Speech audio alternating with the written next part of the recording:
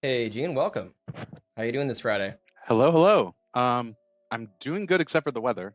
I don't know about the temperatures where you're at, but it's hitting the 90s here, and we've been having some brownouts. Remind me again, what specific city are you in? Pittsburgh, Pennsylvania. Okay. So the a little bit of a heat wave going on at the moment. Yeah, but otherwise not too Yeah, bad. it's low 80s here, where we've had like 3 days of summer, and then it's gonna go back to low to mid 60s again next week. So we keep like skirting along. I technically it's not actually summer yet, so I can't complain too much, but I do hope in the next week or two we start getting some more consistent warm weather. Yeah. But I'm happy to get you on for the first time to this. I know we've I know. definitely had a lot of interactions at both at conferences and on the Microsoft campus, and even quite a bit on Slack and other stuff. So I think it will be a good topic that certainly one close to my heart when it comes to report design and Yeah, tuning and the things that go into, I think, the art and science of at least the front end and the user experience and some of that stuff, and also just making sure that it's performing well. So I think there will be a lot of good takeaways from this one today. yeah, But what I want to do with the beginning of this, like I do with most of mine, especially for first timers, is I'd love to give you a chance to maybe introduce yourself a little bit to the channel, give some background in yourself, and sure, then go from there.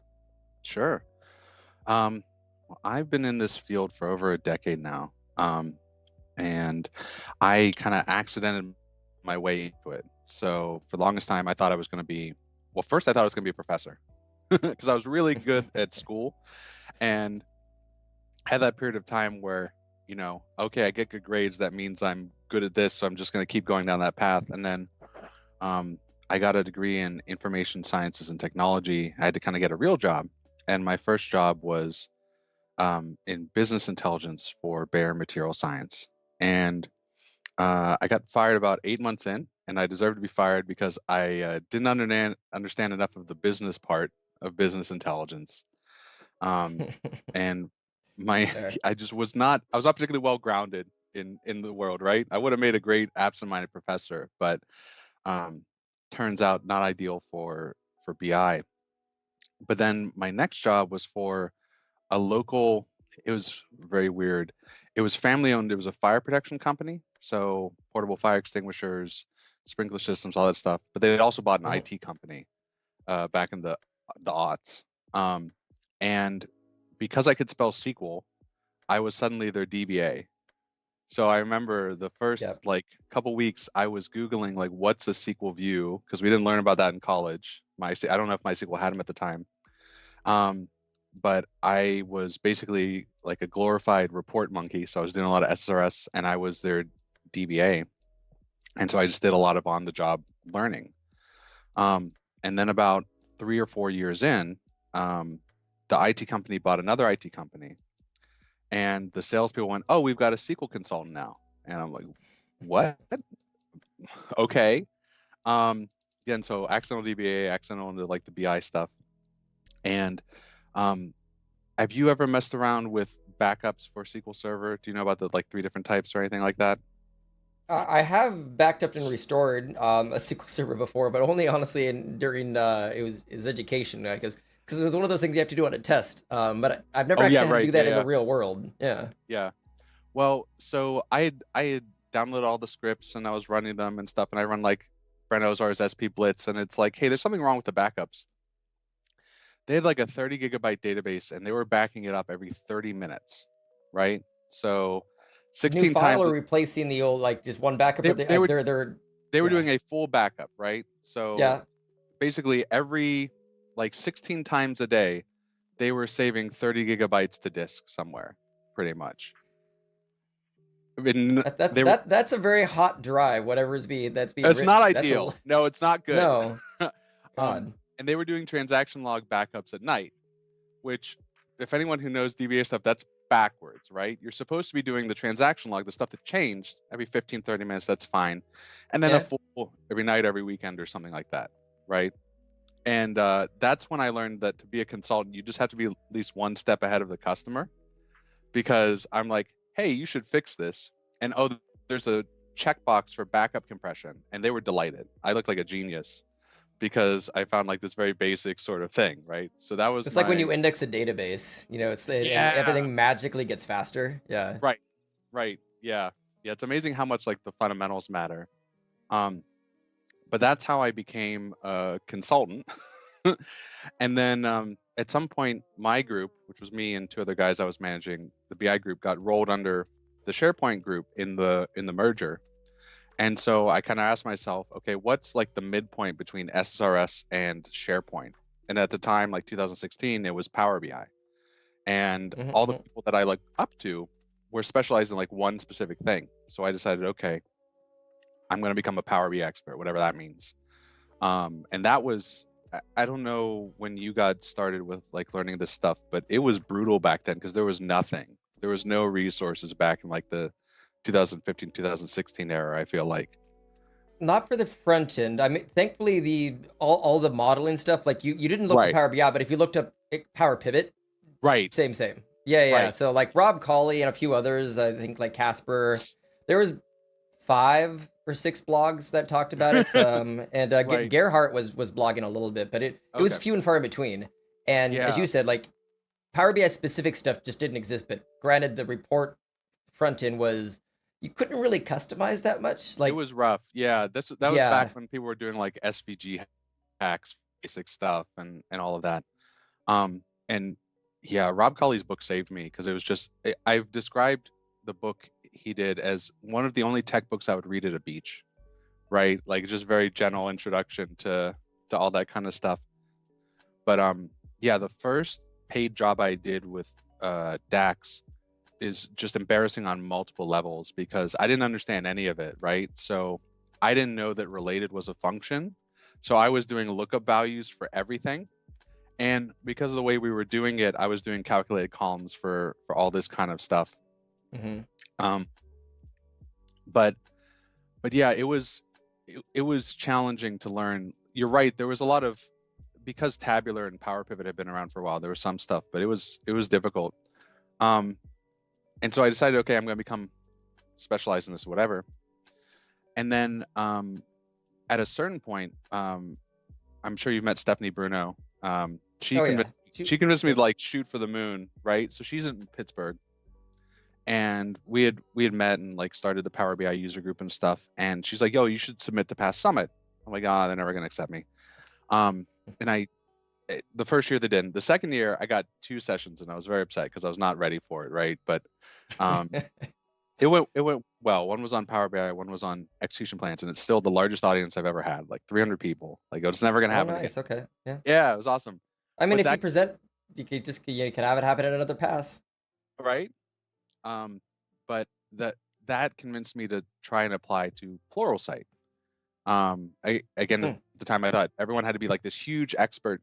And the thing that I've learned is like you need to know your stuff, but the being able to actually like teach people and train people is way more important. A lot of experts are actually really bad at communicating stuff, especially because it's hard to relate to like the new learner.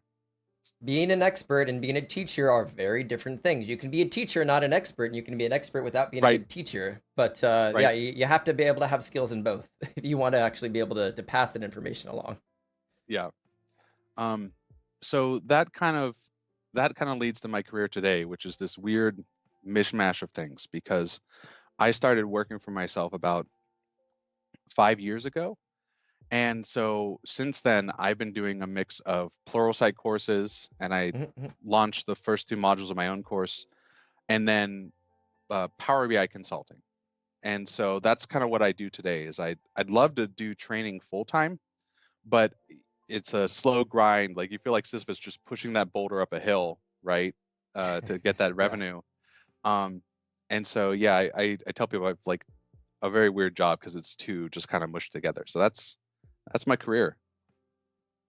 I feel like I've seen a lot of parallels with what you've described and others, even including myself, where there's a lot of stumbling towards success a little bit of the it's not that you're failing at any point along the way, but an opportunity just happens to present itself on something where it's like, well, I Right. hadn't really thought of doing that, but sure, like I I started teaching years ago at a Bellevue College just because my capstone professor, I took a advanced Excel course from her, about a year into my career, and I ended up helping her with a bunch of like software stuff of like how to figure this out in Power Pivot. I knew Oh, more than nice. her at the time, so she emailed me I think a month afterwards asking, "Do you want to teach it next quarter?" Because I'm busy, and so terrified me. I said yes, but like I had never in a million years thought of teaching. So like long story short, but I was basically just randomly presented an opportunity to teach a continuing education class, and before that I would have ran for the hills. But like you know what, teacher would be a good line item on a resume. Oh, I'll say sure. yes and Yeah. just see how it goes, and I love it now. But I think there's a degree of it's. I've seen plenty of MVPs and other people who are both experts either at a company or independent where a lot of where they ended up in their career track was more of opportunity in the moment, not necessarily something that they planned for. Matthew Roach has Yeah. a great presentation on that, where it's like, how did I turn a 3-year career into a 30, or I'm 30 years into a I 3-year career, or something like that. Oh my goodness. Yeah, I've seen his presentation. I really look up to him because he's willing. He talks about like getting thrown into the blender when I think he was on like the SIS team and all this stuff, and Yeah, just like it's really nice when people talk about burnout or those other issues because like sometimes you just have a really rough year, right? And yep, it's easy to look at people and be like, oh, this person has 100,000 subscribers on YouTube. They're just immensely successful. And a lot of times you don't hear about like, oh yeah, that was I quit the job midway through. Um, yep, that was my introduction into being self-employed. Actually, was I I was just miserable at my job. I had been working at the same place for like 5, maybe 7 years, and the problem was, I don't, I, I'm sure you appreciate this now as a consultant. I don't know if you ever did like consulting before or whatever, but billable hours are king, right? If you're working at a consulting firm or something like that. But yeah, yeah, or can be. But technically my job description was consultant, but the place I worked at was like the Costco or Walmart of IT services. So they sold HP hardware, they sold like Office 365 services, cloud license, all this stuff. So the work that I did was like a sliver of what they sold. So I was maybe like 10, 15% utilized. And so the rest of my time was internal stuff. yep, And people knew me as like the college kid who would fix like their reports and stuff. So even though we had a level 1 help desk at that point, they would circumvent that and email me and be like, my printer's not working, right? So it was just this really kind of uncomfortable place where my title said a certain thing, but really the work that I was doing was a lot of like supporting some classic ASP website or whatever. And so I really was kind of frustrated, and I decided, okay, I'm making enough money with Pluralsight to pay the mortgage. I'm not covering everything, but at yeah. least the lights will stay on. And so I just kind of like ejected out of that into working for myself. I think I've found that a lot of people often exit into independent when they start wearing too many hats, and Yeah. the role can't isn't always clearly defined. But also just thinking of reining it in a little bit, because we can easily spend a whole hour Oh, just sure. Yeah, of having course. fun talk. Some on the topic of essentially tuning and optimization, and from the reporting layer, because I think we both really enjoy working in the front end of Power BI, which I think often it gets a lack of love versus the back end sometimes. Like people just kind of throw stuff Mm. together, and Oh, sure. the phrase that I love to use in presentations is the kind of to quote a movie title, in the report layer, Microsoft gives you everything everywhere all at once. Like you can just throw everything together and it might look pretty, but it's probably not going to be nearly tuned in terms of the amount of pop-ups, Right. buttons, interactions, or even performance of that. So there's a lot of like art and science that has to go into it. But what will we be getting into today as far as the topic of the session? Yeah. So, I mean, the big thing that I want to talk about is one, how do you even get started? How do you even think about this? Hmm. Because whenever I'm working, a lot of times I'm being parachuted into a situation where, like, okay, the report's slow. It's been slow for 9 months. And if we can't fix it, we're going to scrap this project. Right. And I Yep. think for a lot of people, performance tuning isn't a problem until it suddenly is. And then it's a huge one. So, where do you even start? And then the other thing is just kind of talking about all the different tools and things, because I'll sometimes jokingly describe Power BI as like three raccoons in a trench coat, because they took these three Excel add-ins and they just shoved it together, and they say it's one thing, but it makes it very difficult to know where the source of the problem is, right? So I think those are the two really big things. And I'm actually like right now specifically, I'm trying to annotate some of the stuff Yeah, that you yeah. have. Here we go. There we go. Three raccoons in a trench coat. Get the emoji. Perfect. That way, there's a log of this in the actual chat. But I like that analogy. It it can be very much the what's the other term? Lipstick on a pig, a little Oh, bit. sure. Yeah, I think is another good one where it's yeah, like there's a big difference between is it well it one is it pretty, but is it pretty and practical? And there's a Right. lot of pretty reports that you can tell it was built by like a web developer, Oh, sure, where sure. they like oh yeah titles are text boxes. Let's just throw dozens of text boxes all over the place like extra objects and all sorts of other stuff. So it might look pretty, but God, is it going to drive slow Right. like a DeLorean. But if you're ready, I can flip over to the screen and we can get started. Yeah, sure. Give me 1 second. All right. All right. Smaller footprint. There we go. Yeah, let me start kind of at the top. Okay. So at the end of the day, there's a very simple process when it comes. Oh wait, why is it not? Oh, is that the? Sorry, is it sharing my screen or is that from something you? Okay. Are you? Sorry. Are you actually? Are you sharing? No, it grabs the last image. It doesn't look like you're currently sharing your screen. So if you'd like to restart Okay. sharing. Yeah. Okay, cool.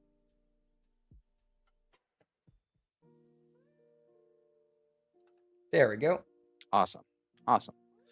Yeah. So like I said, a lot of times I think people kind of get dumped into this and they don't know where to start. And when it comes to tuning and oftentimes with troubleshooting and that kind of stuff, it's really like a 3.5 step process. And it's pretty straightforward. So the first thing is you need to isolate. You need to figure out, okay, where is the source of this problem?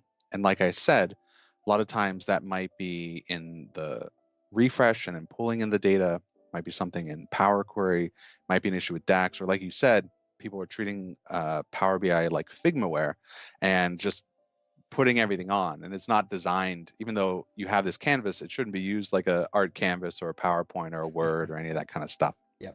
Agreed. The next thing is you need some way to measure things. So you can try to eyeball it, but there's enough fluctuation unless you're getting a order of magnitude performance improvement. There's enough fluctuation that you need some way to measure it. And so one of the best things to learn is to use the performance analyzer to be able to see, okay, how long are each of these pieces taking? For each of the different components, there are tools out there to be able to see, okay, how long is it going to take? And then you just try something, you see if it's better, and you do that again and again for forever, right? That's the big kind of top level strategy when it comes to performance tuning for Power BI. Let's see. One of the best analogies that I really like for this is, have you ever heard of the Wolf in Alaska solution for debugging a problem if you've gotten like an error in your code or something like that?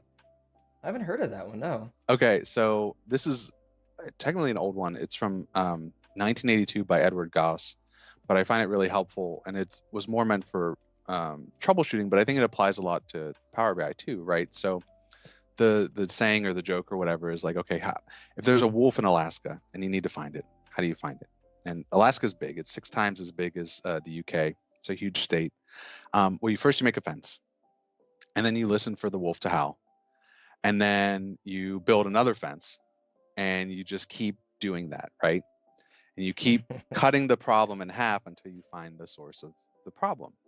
And I think for Power BI, there's 3 fences you can draw, right? The first thing is like, what experience is actually degraded? Because I don't know if you've run into this issue, but sometimes a customer will say, oh, my report's slow. And you say, okay, well, I'm going to go take a look at it. And you find out that they were actually talking about the refresh as opposed to like the report experience because you never asked or it wasn't clear or whatever. And it's a totally different optimization problem if you're trying to fix refresh versus the rendering. Or if it's direct query, it's both and it's a mess, right? The next fence is like, which which engine are we talking about? So as we kind of already mentioned, you've got where you're pulling the data from, Power Query, DAX, and the visualizations. And so you want to be able to look at each of those and say, okay, is this where it's slow? And then finally, you want to find a way to look at individual queries, individual visuals, and say, okay, what's running slowly? And so again, you can try and eyeball that, but in practice, what that generally means is you want to use the performance analyzer for the front end to see, okay, which one is specifically slow. A lot of times I use DAX Studio to then run individual DAX queries and to look at the backend and look at the details. And then for Power Query, you can use something like the performance analyzer to be able, not performance analyzer, sorry, Phil Seymour's refresh analyzer to get an idea of, okay, what's the specific problem. Let's see. I like the tiered structure. I think that helps. Like, Yeah. I mean, anything that can break down parts into manageable pieces, like that's the number one thing to tackle basically everything in life is if it seems too big, figure out how to hack it apart into a manageable step. Right, because you just don't know. You don't know where to start a lot of times, and the challenge is that like a lot of times whenever the user's telling you there's a problem, they can't isolate it themselves, right? It's like if I take my car to the mechanic and say, okay, it's making a cha-chunk noise. Well, that that only helps so much, right? So we already talked about where's the issue with the user experience. It might even be something with the premium capacity. If you're paying for capacity, it may not be a specific report itself. Again, there's issues with parallelism, right? It's running multiple things at the same time. Sometimes it may run things in a different order. So it's absolutely essential that you learn how to use these tools in order to be able to isolate the specific problem that you're running into. And again, you can run things individually a lot of times, but it's still kind of limited, right? So you can right click on a specific table and say, okay, I'm going to refresh just this. You can run a specific DAX query in DAX Studio and say, okay, exactly how long did it take? Is it the storage engine? Is it the formula engine? You can. They really need to add one of those buttons where you can do a cold refresh in the built-in performance analyzer, because DAX Studio obviously has that, but most people don't know about that auto optimization, or honestly, I'd say even probably just have it turned on. Period. Like, because you mean like clear out the cache and everything? Yeah, the cold run, clear cache, cold run, because you run a matrix for the first time, it takes 20 seconds, then it goes down to 12, and like, I guess it's just faster. Well, no, that's because it's the second time, but you're not looking at the first user, looking at that report, if it's been kicked from memory or anything like that. I'd say it should just be turned on by default for the performance analyzer. You want to know what the worst performance is for the average user who doesn't know optimization. Right, you're never running it for fun. And honestly, like that's one of the big things is I come from like an accidental DBA background, and so it's that sort of thing is normal to do, right? Like when you're talking about this kind of stuff, people always bring up, okay, you may need to clear the cache, or you may need to run it twice, or whatever. But I wonder when we're gonna get something like that, because it took us forever just to get the DAX query view, just to even be able to run an individual query or something like that. True. Now, the performance analyzer is huge. That was an amazing improvement, and the two things that I recommend, if you have no idea where to start, learn how to use the performance analyzer and learn how to use DAX Studio, because those are my first go-tos, and that covers a lot of use cases. So I definitely agree with that. And actually, I'll drop a couple links in there for it too. Yeah. So here's specifically what I recommend learning how to use for each of these different layers. Right now, not everybody's running against SQL Server. You may have to learn whatever tool it is that you have. But extended events, if you are using SQL Server, is the way to go.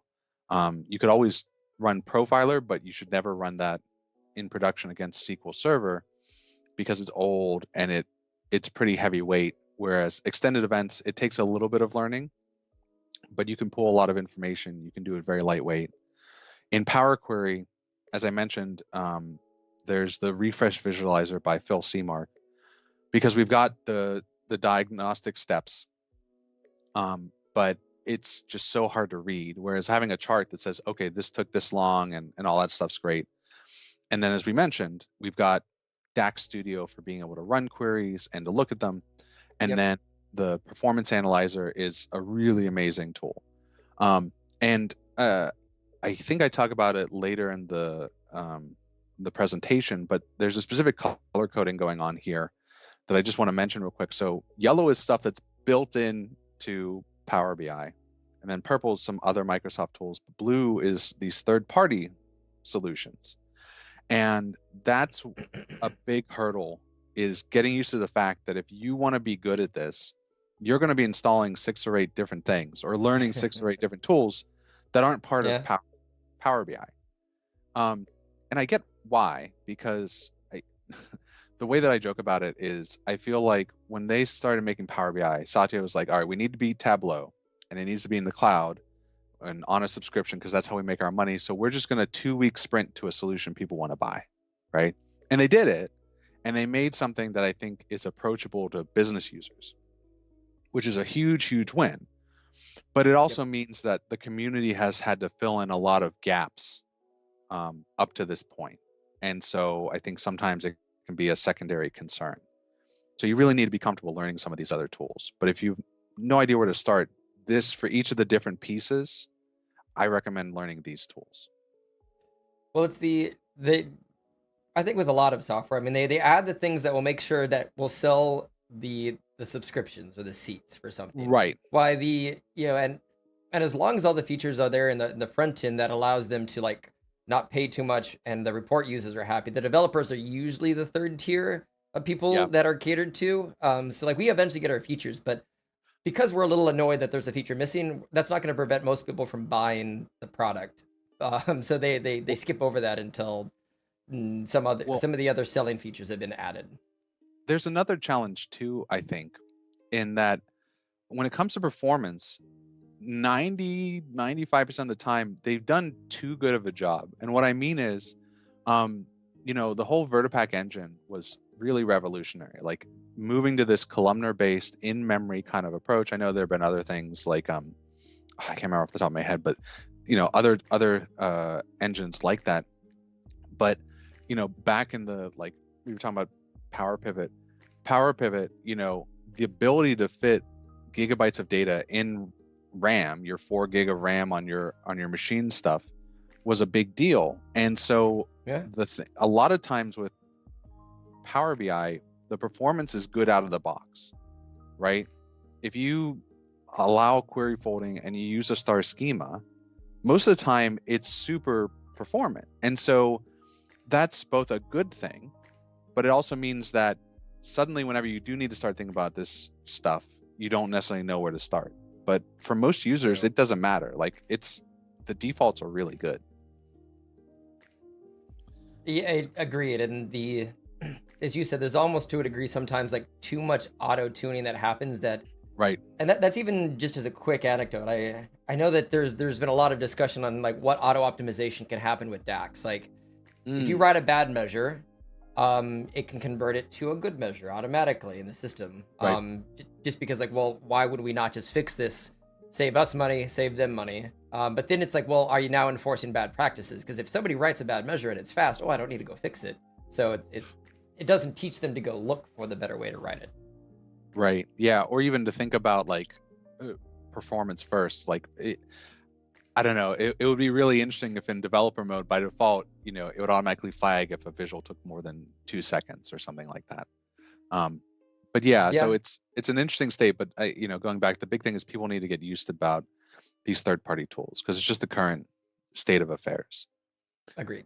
Once you've isolated things, the next thing that you're going to have to do is you're going to have to measure it. And again, this can be, I don't know, so much of the reporting stuff, it's so much built on aesthetics that the idea of trying to get hard numbers can be, a bit foreign, I think. But there's one of the things I'm talking about saying is there's too many tools. So we were talking about it like there's stuff inside of Power BI, there's stuff Microsoft makes, and there's stuff by the community. And it can be really overwhelming because when you start thinking about this, there's all these pieces that are built in to Power BI. So there's query diagnostics, They've added query view, which you can see how long it takes. There's not too much you can do.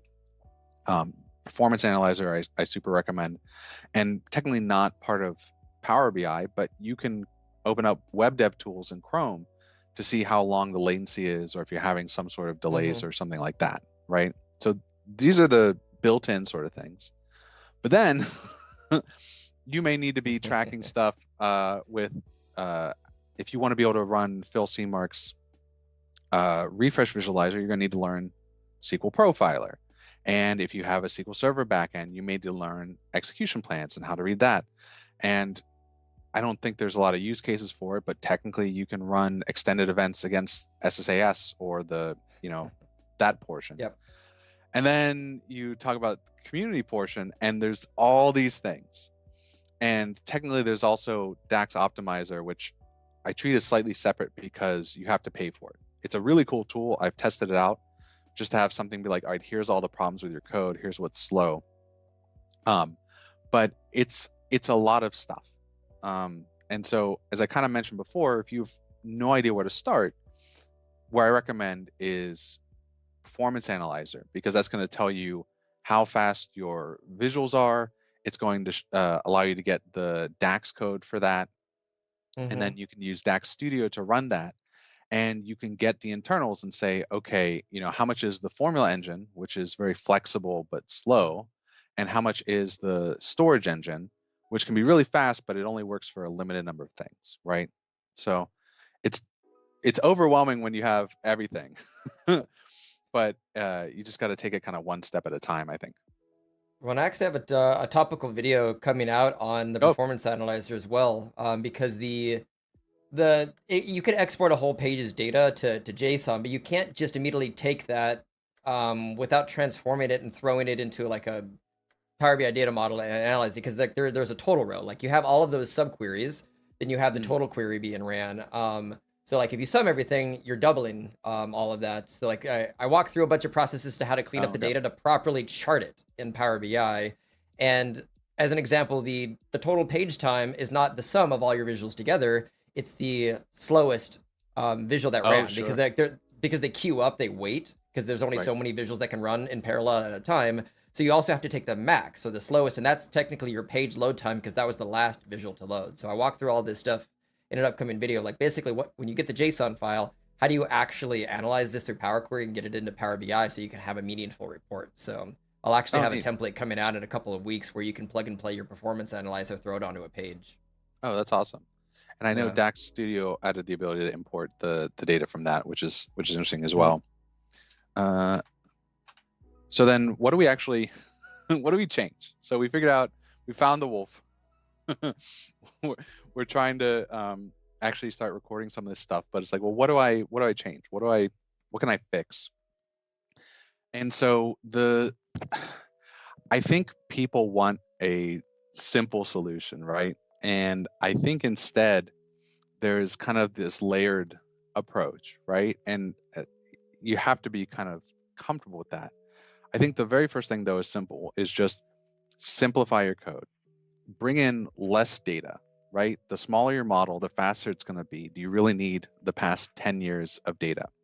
Simpler DAX formulas are going to be faster on average, right? Because if it's simple enough, it's going to be able to take advantage of the storage engine. It's going to be able to go really quickly. But you just want to aim for less data and simpler if you have no idea where to start. The next thing is to start thinking about best practices. And it's funny because I don't know if you've kind of noticed this, but I think in our community, we can be a little bit almost dogmatic about some of these best practices.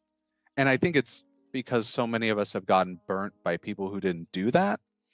But I think it's important to tell people like why you should avoid many-to-many relationships, or why you should turn off auto date time, or why you should be doing these things, right? Because at a certain point you need to internalize what's going on. One of the things that's interesting is there are some best practices analyzers out there. So there's one for tabular editor. There's a front end best practices analyzer. And so if you have no idea where to start, you can run these tools. But like I was saying, at a certain point, you want to learn the internals.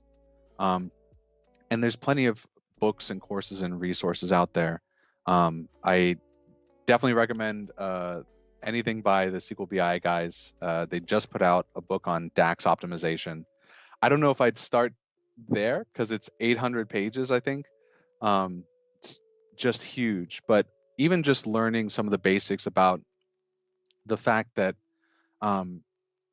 Power Query works best whenever you can kind of treat it as like the stream of data and stick within the same row. Or Yep. you're learning about query folding, or learning that the DAX engine, the different types of compression, and how, okay, you really want to avoid unique columns because you don't get any of the hashing or dictionary or mapping kind of compression.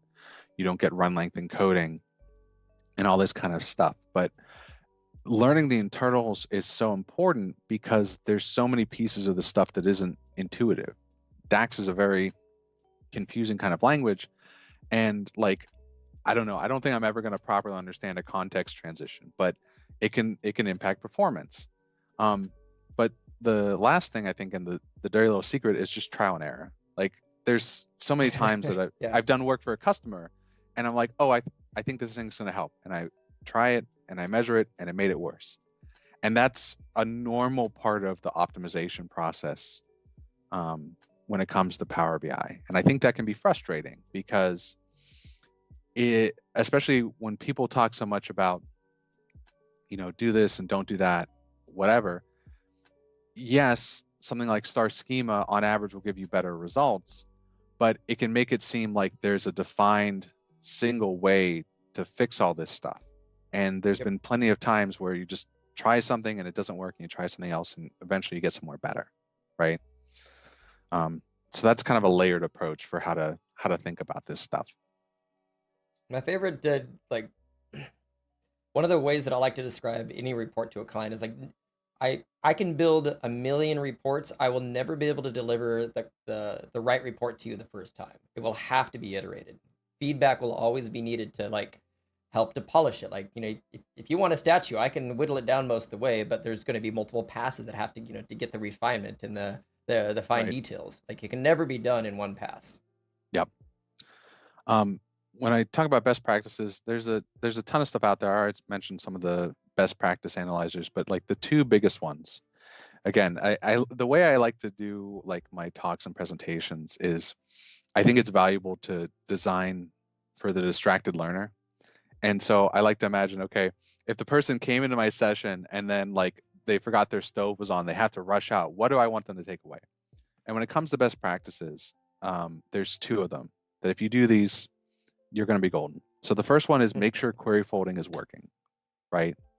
Because the people at Microsoft are really, really smart, and they've made it so that a lot of the transformations you do in Power Query will make their way back to the source engine, especially if you're dealing with SQL Server. Yep. And so a lot of times you don't even have to think too much about it, especially if you're doing some basic filtering, that kind of stuff. But, plenty of times I've seen people decide, okay, they're just going to hand roll their own SQL.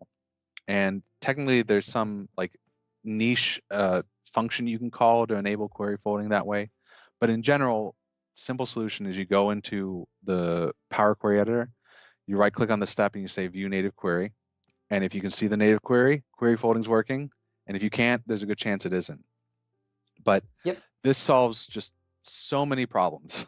Yeah, I do probably like 3 to 5 videos on that a year, where it's one of those, like, Sure. I'm going through a client scenario and like it's the like, oh, well, I broke it and then I fixed it. And like, it's kind of a, you wouldn't have thought of doing it this way fix. So like, I should do a blog post about that, or a short video on like, the last one, it was the, if you take text and convert to number and do a join, like, you can't do that. It'll break query folding. You can't go from Right. yeah, you can't cast as number, but you can go from number to text. Because I had an ID on 2 different tables, and they were 2 different data types, and I was trying to figure out how to do that. But there's all those little small nuanced ways where you don't know necessarily on the data source you're connecting to what will and won't fold. It's a trial and error, exactly as you've described, where it really is just like, sometimes you do a step, if you notice your folding breaks, try it a different way. See if there's another function or command that can maybe do it. See if that maintains it, or you kick the can down the road to the end of your list and make that one of your last transformations. Yeah, I've also run into like weird edge case ones where I don't know if they keep improving stuff, so I never feel safe saying what doesn't work. But in the past, like text.combine, which is the default way to combine text, would break it, Yep. but you do an ampersand, that's fine. You just got to make sure it's not like Yep. one of them isn't a number or something. And then the default join, like table.nested join, would break it, but if you manually do table.join, it'd be fine. But then you need to make Yep. sure that none of the tables have the same column names and stuff. Exactly. Alex Powers has a list of things he's tested, and he has a 30 days of query folding challenge on YouTube, which I think is really Yep. neat. To like, the best way to learn is like, okay, here's 30 exercises, make it work. But it's funny because like I want to teach about improving performance for Power Query, and it's like this solves 80% of the problems. The other big thing is on your model, use a star schema, right? Yep. I think a lot of us know what a star schema is, hopefully. But this again is one of those things where I think it's really tempting to just shout star schema at everyone because it is such this panacea. But I think it's valuable to tell people like, look, this goes with the grain of the DAX engine, right? It makes sense with how it applies filters. It makes sense with column storage. It's going to make your life easier for just how users think, right? Because it's always clear, okay, I'm going to filter on these dimensions. I'm going to aggregate on these fact tables. And by definition, you're never going to have a many-to-many relationship or bidirectional filtering. As close to it as possible. And Right. I always try to mention the almost every model that gets built, unless you're a really simple company, will never have a perfect star schema. Like Right. an occasional Totally agree. snowflake connection is okay, but just try to, as much as you can, have master dimensional tables for your dimensional attributes, and when needed for the edge cases, that's when you go into some of the, off the cuff designs. Yeah, you're off-roading. Yeah. No, I agree. And I like a decade or two ago, Scott Hanselman was talking about C# and some of the guardrails in there, and he described it as falling into the pit of success, which I thought was interesting. But the idea that with like C#, there were all these things that helped you kind of by default succeed, right? As opposed to the opposite with certain things where you can kind of, easily screw things up. And I feel like star schema is like that, where you will fall into the pit of success if you can at least try and start with that. And then if you know when to break the rules, I agree. Like, there's a lot of times where, like, sure, a snowflake schema is not going to hurt anything. It's 10,000 rows. It's fine. But at least you then know. And again, any book, any book by Marco Russo and Alberto Ferrari is great. But if you're kind of stair-stepping your way through understanding this stuff, this intro one really helped me understand data modeling so much more. Because I have never successfully read a traditional like data warehousing textbook. Like, they're just the old like Kimball ones and stuff were just always so dry, and it was frustrating because there's a lot of jargon, right, about like role-playing dimensions and conforming dimensions and slowly changing dimensions and all this kind of stuff. And so I found this book really, really helpful because they were just down to earth. You think it's a book about DAX, but it's really a book about good data models that happens to teach you some DAX. So they are not afraid to be very direct about using star schema. So I can drop a link. What was the name of the book again? Oh, Analyzing Data with Microsoft Power BI and Power Pivot for Excel. Donald Parrish in the chat is a fan of star schema. And who was the author of that one, out of curiosity? Because there might be a couple that's close to that. Alberto Ferrari and Marco Russo. Oh, that was Alberto. Okay. Yep. There it is. Got it. Yeah, that was from a little while back, I think. It's a while back, but it's thankfully first edition. There we go. Pretty timeless. Yeah. I'll see if they have a second, but I'll drop the link in for everybody listening in. Just the latest edition of whatever that is. Yeah. Let's see. What else isn't there? Oh, okay. And then just kind of real quick, just going to talk about like, okay, well, why, why did things slow down in the first place, right? Why do we even need to do this? And I think something that's really important is if your stuff is slow, it's probably not your fault, right? And what I mean is that the most intuitive design, the easiest design to build is not necessarily the most scalable one. And so what do I mean True. by like intuitive, right? Well, a really common one, and one I can't begrudge people for, is the like one big table to rule them all, right? Hmm. Because then you don't even need to worry about relationships. You don't need to worry about joins. But also, if you've ever worked in like accounting or around any kind of ERP system, there's a good chance that you're working off of data extracts that you have no control over, right? The IT is not helping you out. You want to get this data, and how do you get it? Well, it comes as one giant CSV file or Excel file. And a lot of times, like, that's fine. Like, if you're working with pivot tables, like, so what? It's able to handle those pretty well. But whenever you try to start doing stuff with DAX or with Power BI, you start running into duplicate values. Hmm. Pardon me. No worries. Or you run into the issue where, okay, it doesn't always make sense to do things at this grain, this level of detail. Because again, if you just want a sum of sales or something, that's fine. But the moment you say, okay, well, how many unique products were sold per store? Well, now you're in trouble. Now it's a pain to do this because you don't have dimension tables, right? And there's ways in DAX to create virtual dimension tables. You could use Hmm. values or something like that, but it's just a giant pain. But I think it's understandable that, okay, the one big table approach when you start out makes sense. Um, Another one is using calculated columns. Like, I measures are not intuitive. DAX is not intuitive. Being able to Agreed. see and touch the data, that's really intuitive. Like, that's why, honestly, my favorite ETL tool is Power Query, because I can look at every single step and see what it looks like and see how it changes. And calculated columns are similar because you can see the data. And so, it makes sense at first to use them. And then the third trap I think people fall into is they'll just try and migrate the relationships from a normalized form, right, from a transactional system, just straight over. And obviously that doesn't work, but I mean, it is the most intuitive. It makes the most sense to just bring it over as is, right? So I think a lot of people are potentially being set up for failure because the things that make it the easiest to get started, like we hear the marketing slogan about 5 minutes to wow. Well, 5 minutes to wow isn't going to scale to 5 million rows. It just doesn't. And so True. there becomes a point where you need to like learn some of these things.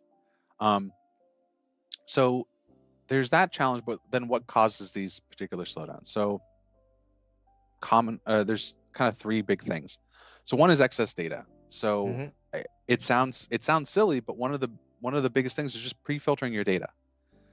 Um, it's really tempting to just bring in the table. All you have to do on the UI is just click, click, click.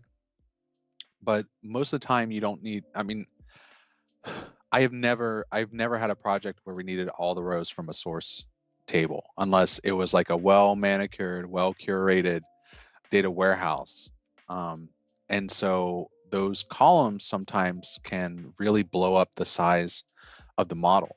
Um, Tools like Bravo, um, or some of the other ones like DAX Studio, can tell you what's taking up the most space in your data model.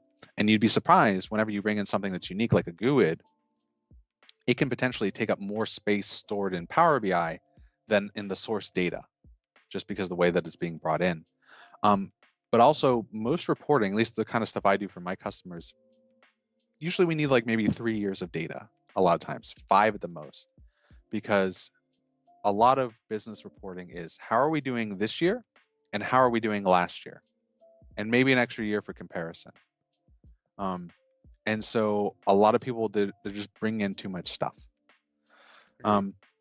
Another common issue is unneeded work.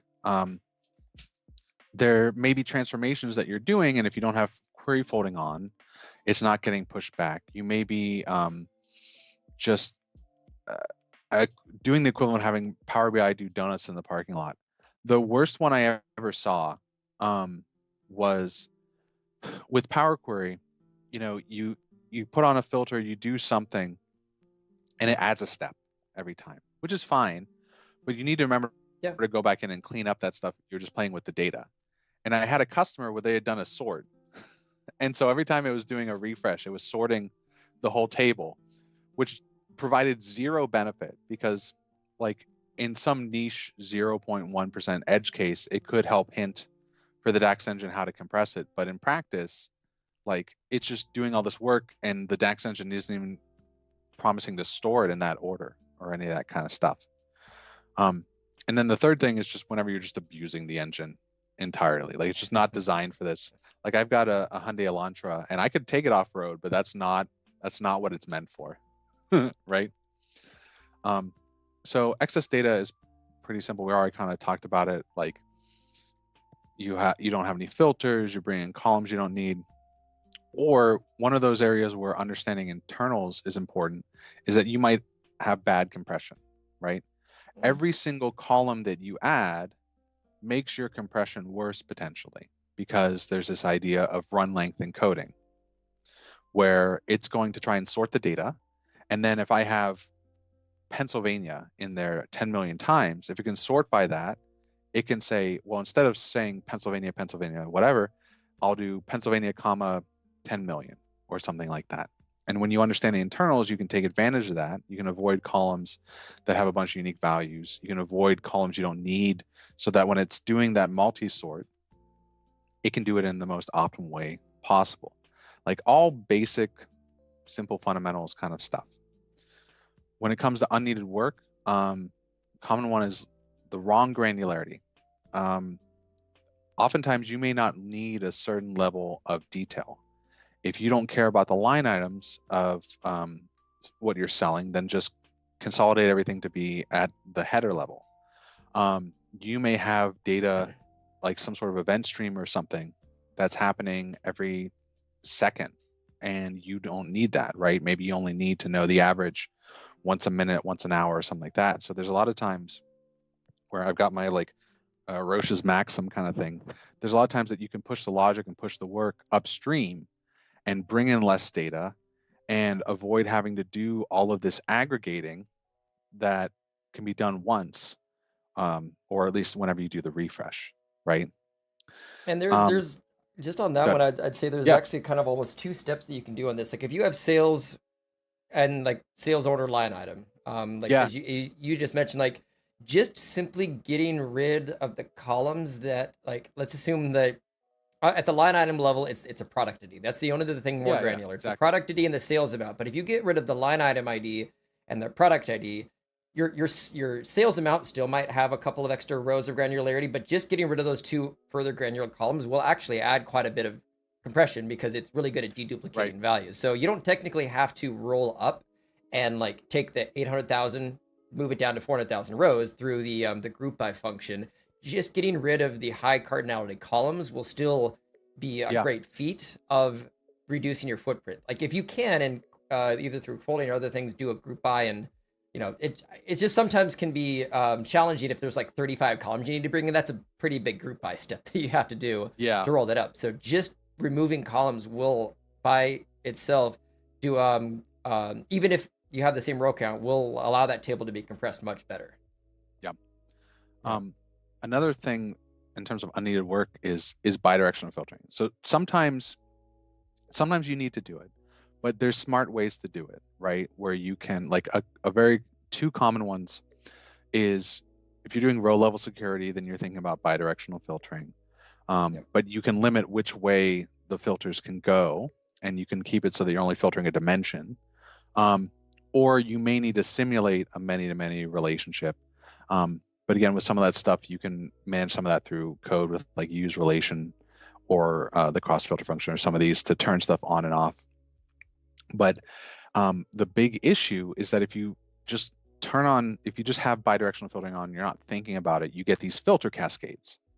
And the engine's just kind of running in place, doing all this work that you didn't ask for, right? The worst one that I ever saw was I had a customer where he was bringing in sales summary information to do specific reports. And eventually we got it moved all to one table. But for a while, he had like a table for each year, which, whatever, not ideal. But each row was a single day. And so Power BI, trying to be helpful, said, oh, there's a one-to-one relationship between this sales summary and the date table. So I'm going to turn on bidirectional filtering, and I'm going to have this relationship.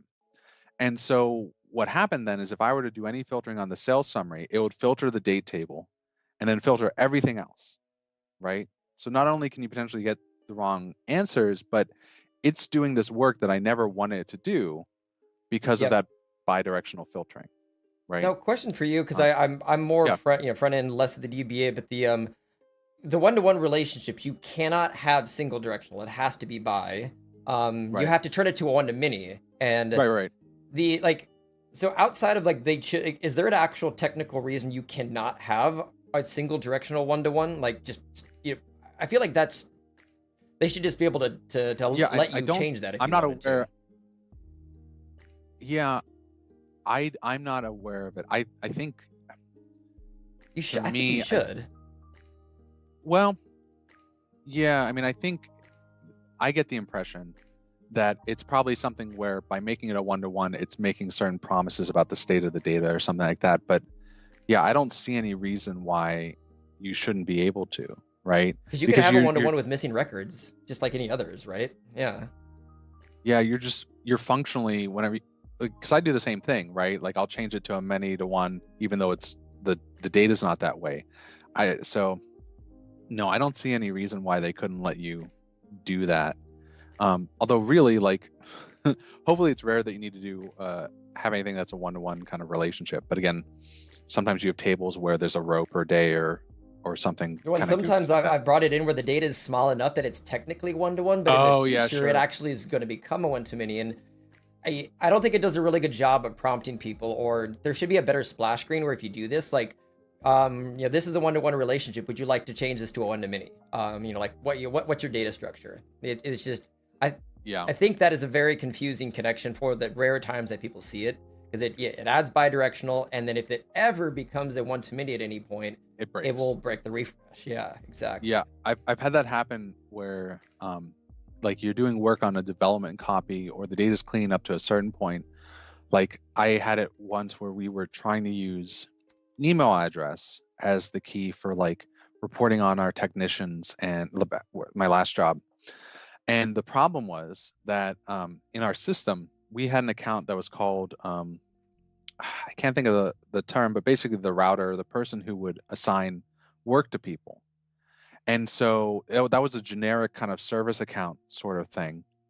And so the email was assigned to this one person, but she also had her own account in the system. And so what was supposed to be a unique key wasn't, and it would break like you said. So yeah, I feel like the whole one-to-one thing should be opt-in because it's very rare that you want it to be that way. But I've seen plenty of people with bidirectional filtering on, and a lot of times it's either it was Power BI was trying to be helpful, which I get, or they didn't know that you could use relationship and turn it on just in the code, right? Exactly. I already mentioned kind of wasted transformations in Power Query. Now, thankfully, it's usually pretty smart. One of my favorite demos I've done in the past is I'll make a stored procedure or something that's literally just, it returns like the number 1, but it does a wait for in it. And then I'll join it to a table and I'll have that column and then I'll get rid of it at the very last step and it'll never call that stored procedure, right? So if query folding's working, usually this isn't a huge issue, but there still can be some things, like you said, if you're doing a complicated group by and you don't even need all those columns, Yep. you may be doing work that really isn't necessary. And ChatGPT is actually pretty good about, I've done this a couple of times where I've seen a Okay. client that had like 12 rename steps and a change type. It still required a couple of small tweaks, but it was faster for me to take the M code, paste it in, say, please consolidate any repeat Oh, steps, that's such awesome. as change type, rename. It rescripted it, and there was one or two broken things where I think it was referencing the wrong name, and I gave it the prompt, it fixed it, put it back in, and that took me 20% of the time it would have taken me to manually copy paste all of it myself. That's awesome. I honestly wish there was something built into that, or I've talked to you mentioned the Power Ops tool. I've talked to those folks about Yep. like that would be a great step to be able to say, okay, can we consolidate this stuff? Because well, I think for two reasons. So one's just a usability thing. Like I don't know about you, but I tell people like if you've got more than 12 steps in your Power Query query, you need to either simplify it or move stuff upstream or something like that. But again, it's because it's so GUI heavy, you do click, click, click, click, click, and it just keeps Yep. adding steps. And there is a measurable performance impact whenever you're doing these repeated steps. So if you're changing names, changing data types, like conditional columns, all this kind of stuff, where okay, it could be combined. There, I haven't seen specific. Like Matt Hallington, I think, has a video showing that there's a performance impact. I haven't seen anything written about why, but my imagination is that there's setup and teardown for every single applied step. And so it's just able to do it much more efficiently if you do all your renames once, all your data types once. But that's a really good example of like, it doesn't need to be doing this work. Yeah, exactly. But you don't necessarily go back and think about it. Yeah, ChatGPT's really interesting because I get frustrated about people on Reddit because they'll be like, I asked ChatGPT for this DAX code and it didn't work. How do I fix it? It's like, well, I don't know what your mental state is, but ChatGPT is really good at things where there's a large corpus, there's a high quality corpus, or just certain routine types of tasks. And so something like that's perfect because it can apply its knowledge from all the different programming languages. Yep. And that's fine. But it's funny, for a while I was doing these like DAX quizzes and I want to get back into it, but it'd be fun to ask ChatGPT, and there's some stuff about DAX semantics it does not understand at all, like the order that things are evaluated and stuff. But that's a really nice use case. Yeah, for basic stuff like that, it's quite helpful. But again, it's still not to the point where you can just take it as gospel. You need to tweak it a bit, but it's just a time saver. Oh yeah, no, I totally agree. Yeah. And then we already mentioned, but if you're not doing query folding, it's doing it's doing work that it shouldn't do.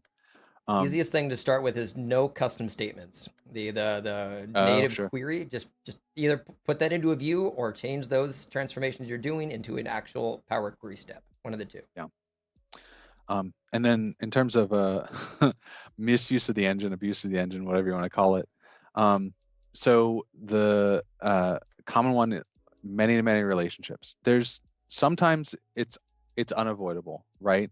But again, even then, you want to try to, if you can, have some sort of bridge table and have bidirectional filtering on just one side of it. But consistently, some of the worst performance problems I've ever seen have been many relationships on high cardinality tables, so tables with lots and lots of rows. And I was doing a performance tuning project this year for a customer, and it was just awful because they reported on content on the internet and social media for a specific business vertical that I won't get into.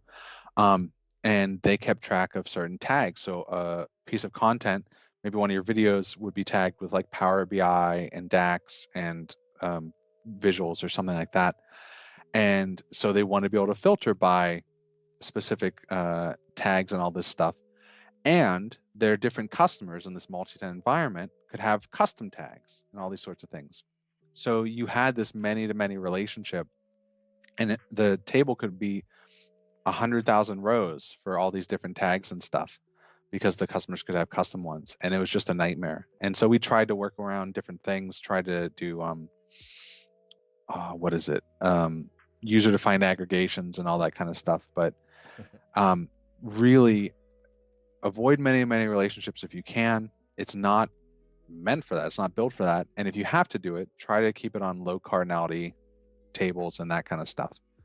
The one exception that I have for those that I do occasionally is if you have any of those custom date tables where you Yes. actually have the row context built for like year to date, quarter to date, things like that. Like I just rather than a bridge table, I just do a single mini to mini and make it single directional though. So it's Yeah. mini to mini with bidirectional. I think is the most dangerous. Right. A table with a few thousand rows, one mini to mini relationship in your model is fine. Just like, but Right. normally it can be on big tables. One single mini to mini single directional can be significantly slower than having the bridge table where it's one to mini, mini to one, and then you have one of them turned on bidirectional. That will actually be faster because of the way the engine that I've found handles it. But that's when it's going against like it's a multi-million row tables trying to connect to each other. Yeah, that's definitely an issue. I agree. Like a date table, who cares? For a while, I was doing something like that for back before we had like the relative date filters, right? And so whenever want to be able to have like overlapping relative date filters, I would do something where like, okay, I have a table with a row for every date that falls under year to date and a row for every date that falls under this week and all that kind of stuff, right? But yeah, so I mean, there's worst case, you're looking at 10 years of data, like 30,000, 3,000 rows. So I agree. Mm-hmm. There's definitely some reasonable exceptions to that.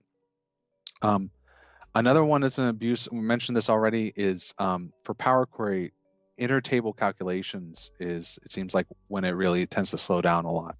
And there's this phrase that gets thrown around that I only half understand called streaming semantics.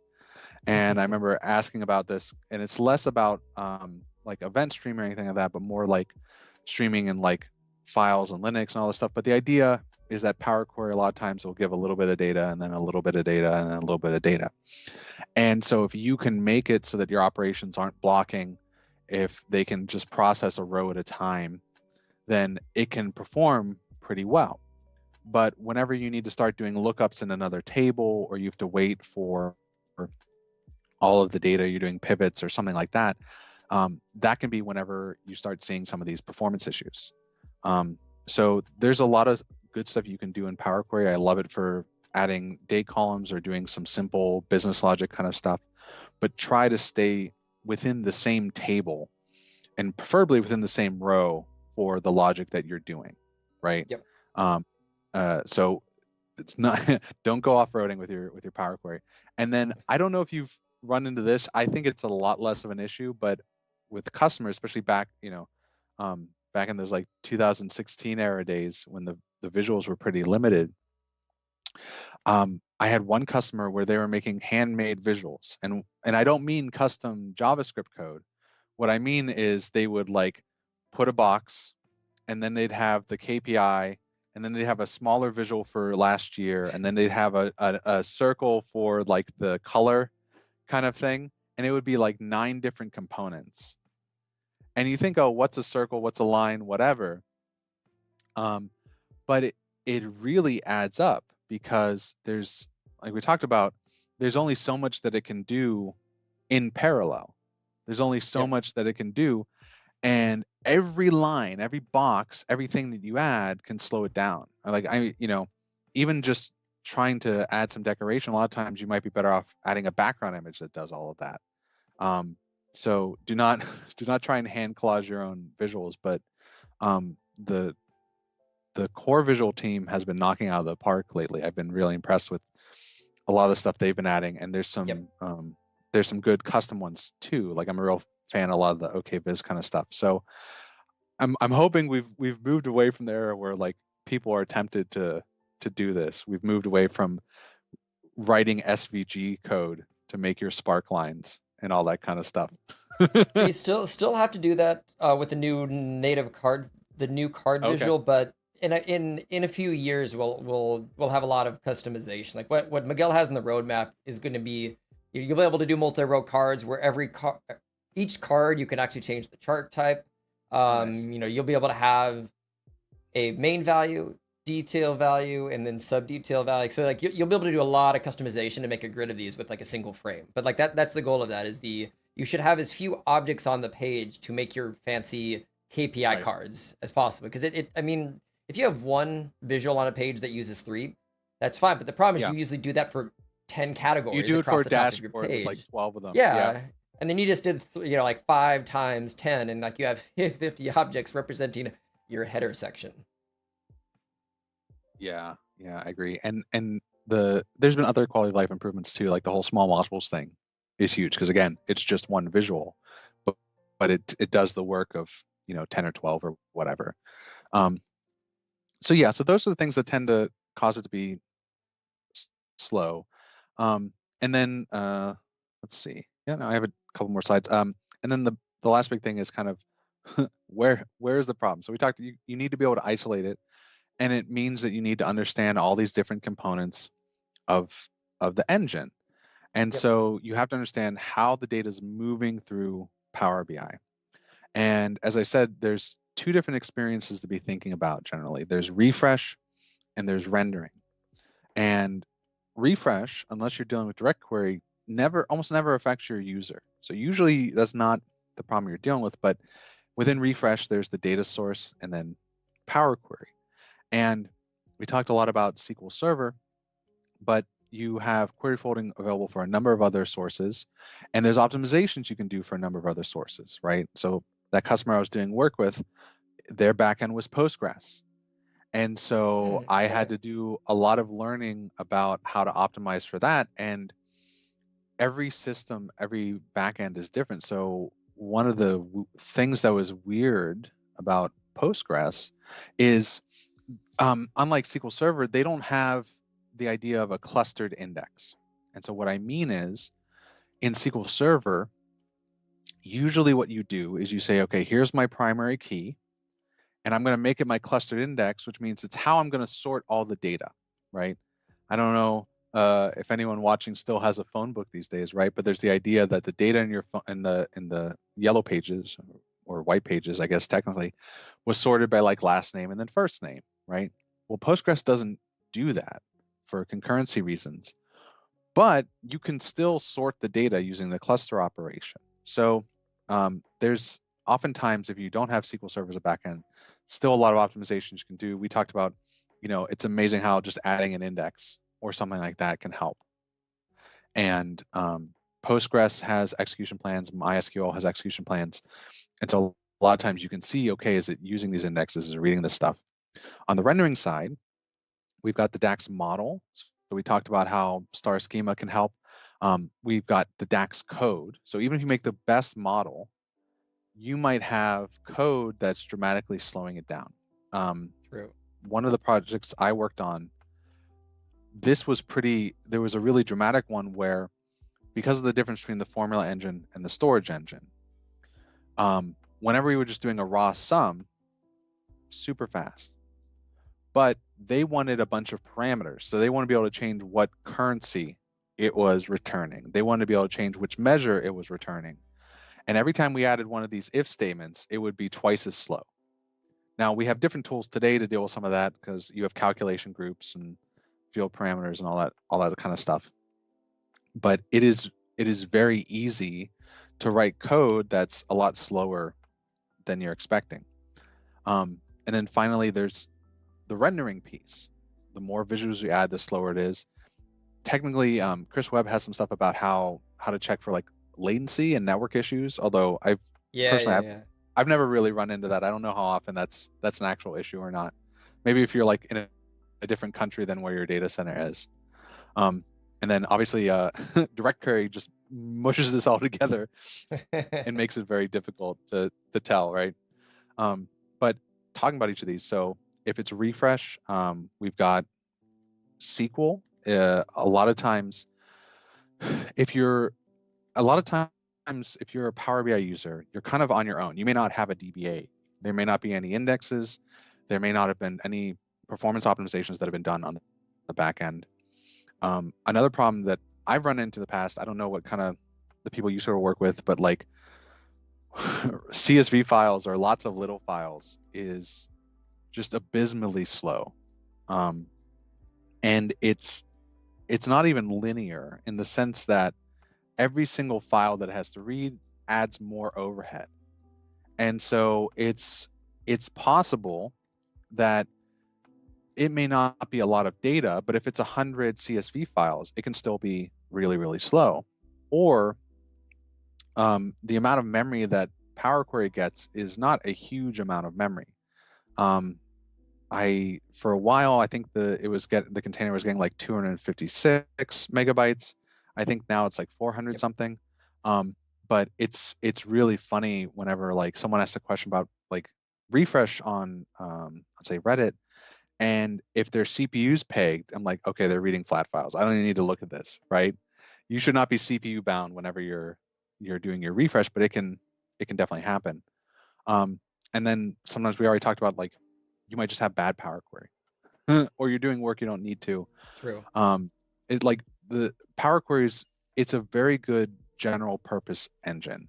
I don't think there's anything particularly optimized about it to be super performant in and of itself. I don't think it's meant as a compute engine, right? But thankfully, a lot of things that we needed to do are simple, like conditional columns or some renaming or whatever. Yep. But it's not meant to be the heavyweight processing engine or anything like that. On the rendering side, bad modeling, bad DAX, or like we already talked about, you've got this complex kind of layout. And then I think that's mostly it. The rest was tools, which we kind of already talked about. Let's see. I think there was a couple we haven't mentioned. So yeah, let's see. So I don't think I need to talk about any of those. But some ones worth checking out. So there's a bunch of tools out there for taking a look at the actual DAX model. And there's one I don't have here, which you've already posted before about the Power Ops stuff. It's really cool, some of the stuff they're doing. I've been talking with them about some things. But there's the Vertipack Analyzer and Bravo are both good for being able to see the size of your data model and all those that kind of stuff to get an idea of what's taking up the most space. You can do the same thing with DAX Studio. Yep.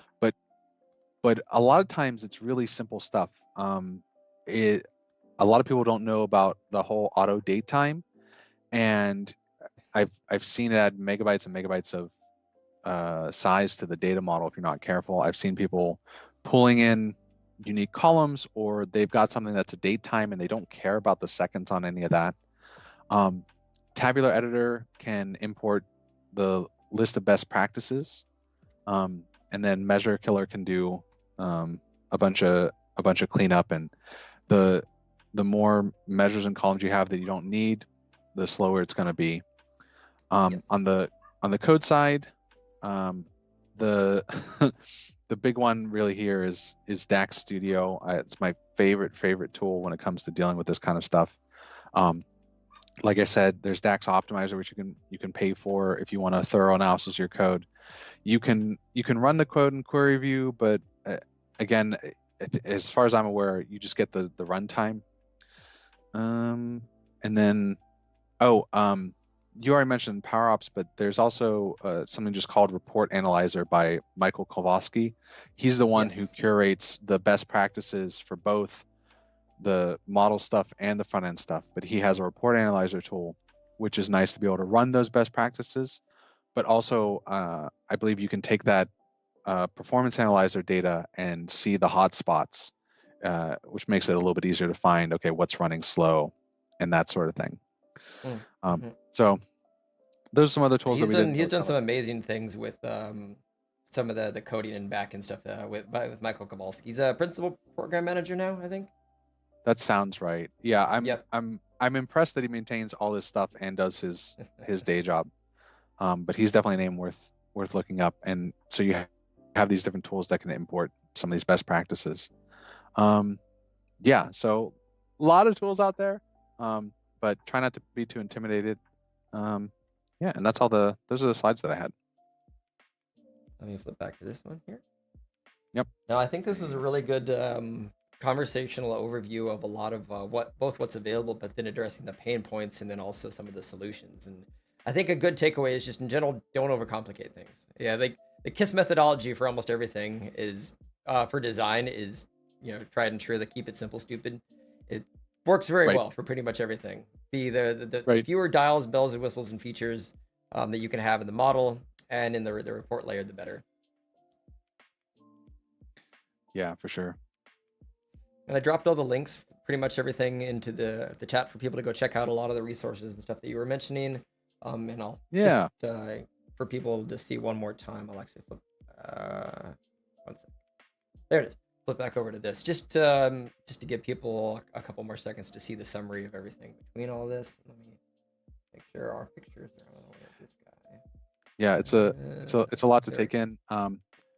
Greg popped in. I know, if I recall correctly, he's working for the tabular editor folks, and they're working on some other tools. I don't know what's public at this point, but so I'm there's some really cool development in the space for sure. I'll help give him a shout out too, just on the DAX optimizers. You have to pay per run for that, to analyze the model. But I mean, it's worth every penny for like $25 on that, because you basically get a Marco and Alberto that gives you you get a document that says what's broken and where should you go look to fix stuff. So that it saves you a lot of time. Yes, you could review this manually, but if you have 500 measures in an enterprise model that you were told to fix, that will be a really fast way to analyze it. Yeah, you get a whole report, and they have very good knowledge base articles, right? And I think about a lot of this stuff, like some of the resources out there are great, because one of the reasons I started talking about this stuff, and one of the reasons I started making a course that I'm hosting over on Teachable, is you could pay for an hour of my time, or for a fraction of that cost, you could run the DAX optimizer, or read one of these books or something like that, because like we talked about, most of these problems are going to be solved by just going through the list of fundamentals, right? Yep. You only really need a consultant once you've exhausted those types of options. But sometimes people need a little bit of help of knowing where to look first, whether that's a tool like Optimizer, or those best practices analyzers, or even just reading some of the best practices yourself from some of these books and things. 100%. We shouldn't need to. We don't need to be hired for the easy fixes. We should be hired for the hard fixes. We experts cost money, but the money should have the highest subscribed value to it. So easy tools for the standard citizen developer, I think, are good to have, and it helps us stay reserved into the sections where we're truly needed to put on the cape and go help. Yep. Yeah, for sure. We are coming up on time though, so I do want to say thank you for all the information on this. There's a not too many questions, but a good amount of conversational chit chat and kind of little verbal agreements of people kind of nodding along with some of the stuff that you were talking about today. So I think that went very well. But I really appreciate you coming on. I certainly it's fun. Enjoyed having a conversation about this, and definitely a lot of nodding and agreements from me on many of the practices that I think are really good to have as a cornerstone for your implementation of making sure your reports are performant and optimized. Absolutely. Seeing Greg mention a couple comments. He got caught up. He agrees about DAX optimizer. So all right, now I've got the proper validation. Yes, 100%. But Eugene, thanks again for coming on. Happy to have you on again in the future, and I'm sure we'll be running into each other at the farthest, probably pass, if not sooner. I'll definitely be at Summit, and I'm sure I'll see you in other places too. Excellent. Then with that, have a great rest of your weekend, and everyone, I'll see you online next week. All right, you too. Thanks, everyone. Cheers. Thank you so much for watching. Please consider hitting that like and subscribe button. And if you want to help support this channel, take a look at our channel memberships or our merchandise store for cool swag. And last but not least, please consider sharing this video on your social media platform of choice to help our channel grow. So, until next time.